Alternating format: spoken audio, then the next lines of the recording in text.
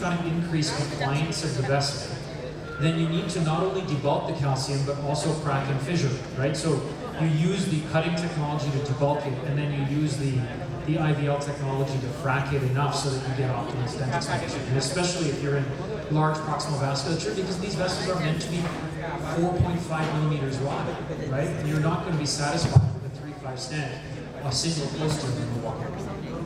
I think that's a very good comment. Appreciate it. Sir, 2 points I would like to discuss and take your notes. What about reverberations on IVUS? What's your take on that? So the question was, what does reverberation artifact in IVUS mean? So this was one of the older identified markers that was actually in the same study from Columbia that suggests that your calcium is thinner. That's one of the ways you can identify thinner calcium on IVUS, but it's a softer marker because actually independently it wasn't predictive of outcome. So that's why they went on to these additional markers that were shown to be more independently predictive, including which was sort of the presence of calcified nodules. Even those come in a bunch of different flavors, right? The popcorn calcium versus the multiple sheets of calcium that then layer in coalesce and create nodules. They are easier to crack. So they are easier to crack relatively. Easier to get. Yeah, the suggestion is that calcium is thinner, and so you may have a better time cracking it. But I think the presence of reverb does not mean that you're good to use just an NC probe. So, if you use HDIVUS as compared to standard IVUS, if we are able to see these reverberations, that's like a double observation. It's slightly easier to crack that calcium or have expansion on that calcium. I think, so I go back to using the entire score, because one factor is not enough to define how your calcium is going to behave. That's the challenge with this particular disease process, right? It's got, I mean, let's say you have reverberation artifacts, so it's thin, but it's all the way down the vessel, right? And it's a 360 degree of calcium. You may not necessarily get good crack because on the one side that you have reverberation, you may have a lot of tensile strength within the vessel wall, so the vessel just deforms, right? And so the messaging there is the imaging is good. That's going to give you a reproducible score that you can use to guide your treatment. Number two, whether you use a 40 megahertz or a 60 megahertz, you should see reverb on either. It's just a matter of training your eye to be able to do it. Thank you, Dr. Kalra. Now we're moving to our next talk. May I request Dr. Fazilatun Malik? She will give talk on expert cases in epileptic management.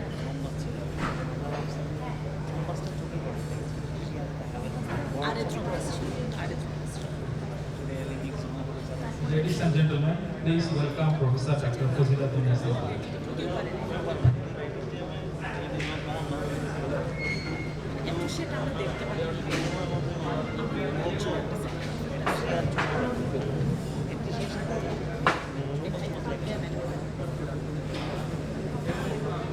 Friends and colleagues, I hope it works this time. So today I'll be talking about coronary artery calcification. Now we all understand that coronary artery calcification is age and sex dependent. And in fact, it occurs in 90% of men who are above the age of 70. And when there's calcium in our coronary arteries, we worry about procedural failure and complications during PCI. And obviously, when we're taking a stent in a heavily calcified vessel that we have not opened up properly, we often face difficulty in stent delivery. And during stent deployment, there may be under-expansion, asymmetric expansion, or malposition. And the fact remains that coronary artery calcification is common.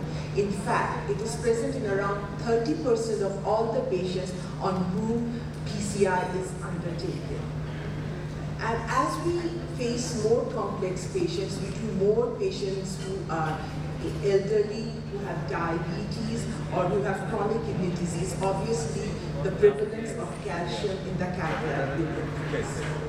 And the good news is that we've got great tools to tackle this calcium. But for me, honestly, when it's a heavily calcified vessel, I think rotablation is the best. Why? Because yes, we do have algorithms, and many of these algorithms tell us what to do. We can do IVUS guided PCI, where we know the amount of calcium and then go and do a corrective procedure maybe.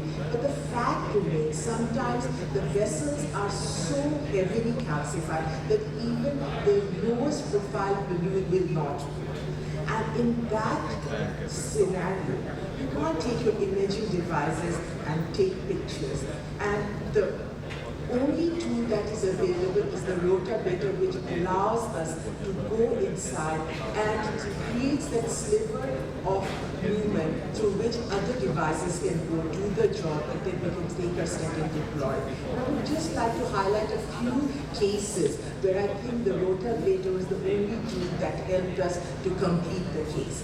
Now, this is an elderly lady, and you can obviously understand that with that kind of 99% osteolephamin disease, with the LAD that is heavily calcified, she will not allow any prodding with her balloon. And so the only option was to wire the vessel very quickly